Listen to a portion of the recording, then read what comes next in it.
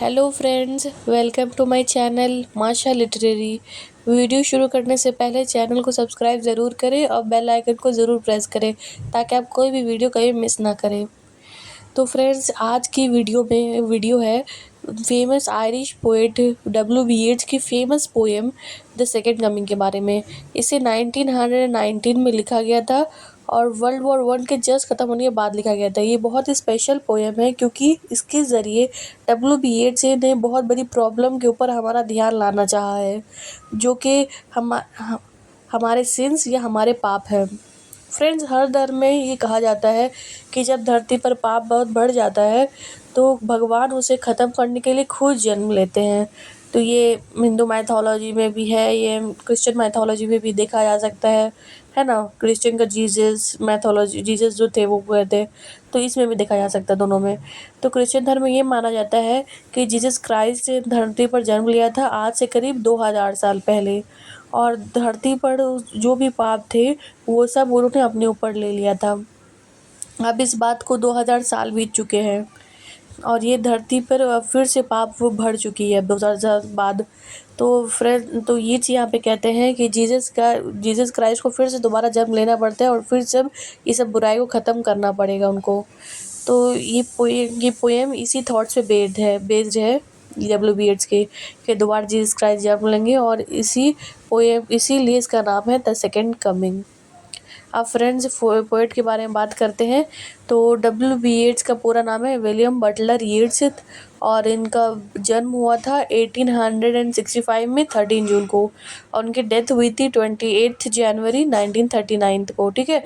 और वो एक आयरिश पोएट थे और साथ ही वो 20th सेंचुरी के बहुत ही इम्पोर्टेंट फिगर, बहुत ही फेमस फिगर थे। और उन्होंने नोबेल प्राइज़ भी जीता था 1923 में। इसके लिए लिटरेचर के लिए जीता था उन्होंने। पोएम को लाइन बाय लाइन एनालिसिस करते हैं हम लोग और समझने की कोशिश करते हैं।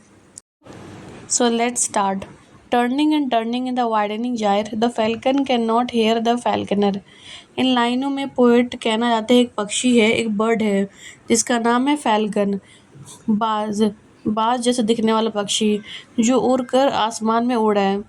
कैसे उड़ रहा है? गोल गोल गोल, टर्निंग एंड टर्निंग यानी गोल गोल गोल गोल वो पक्षी उड़ रहा है हवा में, और उड़ते उड़ते जो उसकी वजह से हवा में गोला बन रहा है वो बड़ा होता जा रहा है। इन वाइडनिंग का मतलब बड़ा और जायद का मतलब होता है गोला। तो गोल गोल वो पक्षी हवा में उड़ रहा है, उसकी वजह से जो गोला हवा में गोला बन रहा है वो बड़ा होता जा रहा है, वाइडनिंग जायर, और उसके गोल चक्कर जो है वो बड़े होते जा रहे हैं। द फैल्कन, अब वो इतना आउट ऑफ कंट्रोल हो गया है कि वो अपने मालिक फैल्कनर की बात ही नहीं सुन रहा है। The falcon can not hear the falconer. नीचे खड़ा मालिक इसका जो मालिक है फैल्कनर उसे कहते हैं, तो वो आवाज़ है लेकिन उसका आवाज़ नहीं सुन रहे थे ना, मदमस्त हो गया है वो उड़ने में। Things fall apart, the centre can not hold, मतलब चीज़ें बिखर चुकी हैं। अब सेंटर इन चीज़ों जो सेंटर कंट्रोल करता है वो नहीं कर पा रहा है control. Mere anarchy is loose upon the world. Mere मतलब होता है सिर्फ उस पूरी लाइन का मतलब होता है कि चारों तरफ इस दुनिया में सिर्फ तबाही और अराजकता फैल चुकी है। Is loose upon the world, इसका मतलब है कि पूरे संसार में फैल चुकी है।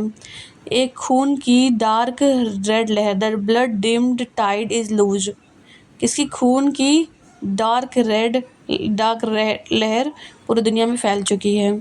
एंड एवरीवेयर मतलब हर जगह वो फैल चुकी है खून की डार्क लहर।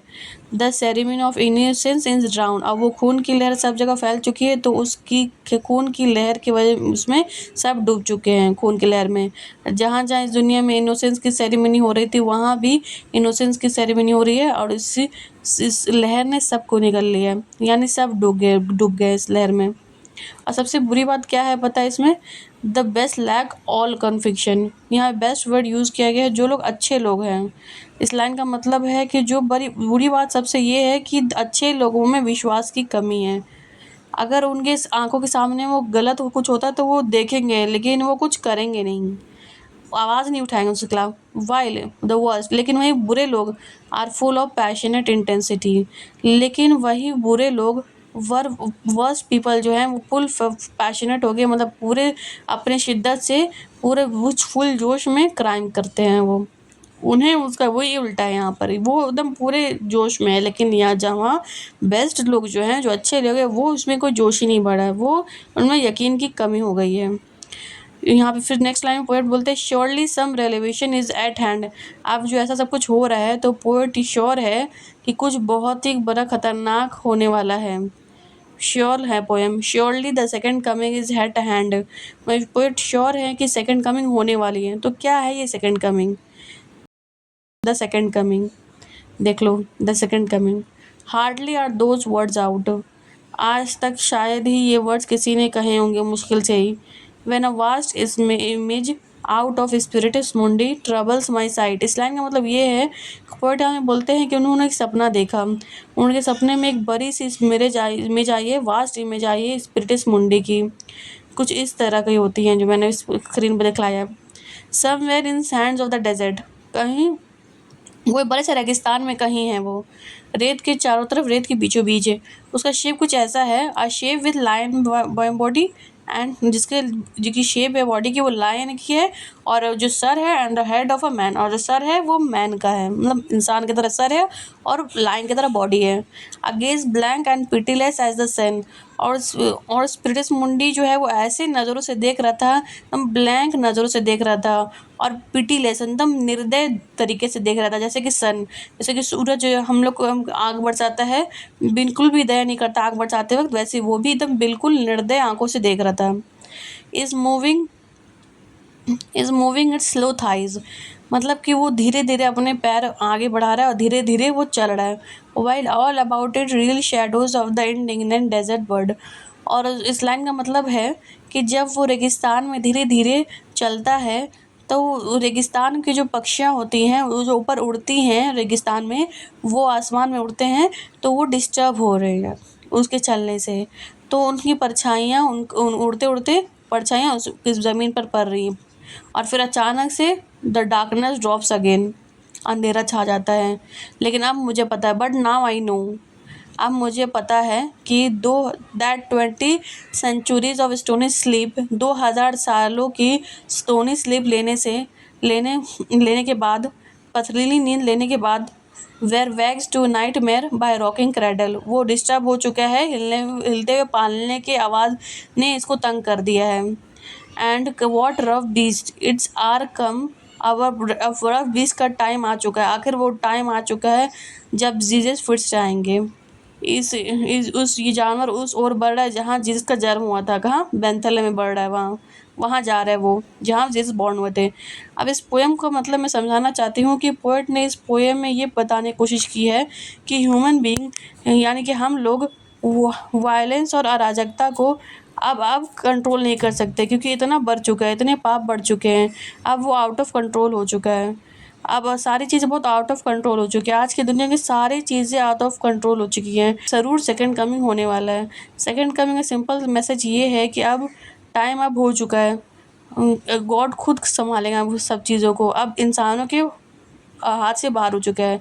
ये पोएट ने फर्स्ट वर्ल्ड वॉर के बाद लिखी थी, जब बहुत सारे देशों की लड़ाई हो रही थी, बहुत ही बेकार, बहुत ही मासूम लोग मारे गए थे, बहुत ही बेकार सा माहौल हो गया था उस वक्त। तो और आज फिर उसके बाद हम लोग प्रोग्रेस के पीछे पागलों की तरह भाग रहे हैं। तो ये सब धोखा है, ये सब भ्रम है, चीज़ें बड़े होते होते होते गोले गोले की तरह आउट ऑफ कंट्रोल होती जा रही हैं। कुछ इस तरह से, जैसे मैंने आपको दिखलाया फ़ोटो में, इस पहले हम आर्टिफिशियल इंटेलिजेंस को कंट्रोल करते हैं, अब आर्टिफिशियल इंटेलिजेंस हमें कंट्रोल करती है।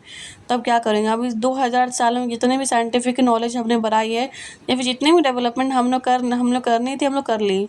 लेकिन फर्स्ट वर्ल्ड वॉर ने हमें दिखा दिया कि हम अंदर से तो अभी भी जंगली जानवर ही हैं, खून के प्यासे हैं, खून की लहरें यहाँ वहाँ फैल रही है, इनोसेंस उसमें और डूब चुके हैं।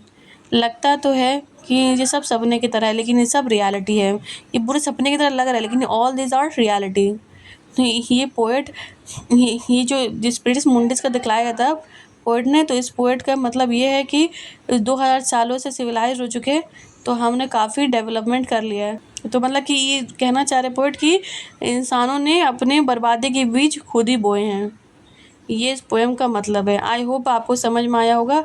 आज की वीडियो में बस इतना ही। Please do like, share and subscribe, ताकि आपको मेरी वीडियो सबसे पहले मिले। Thank you guys.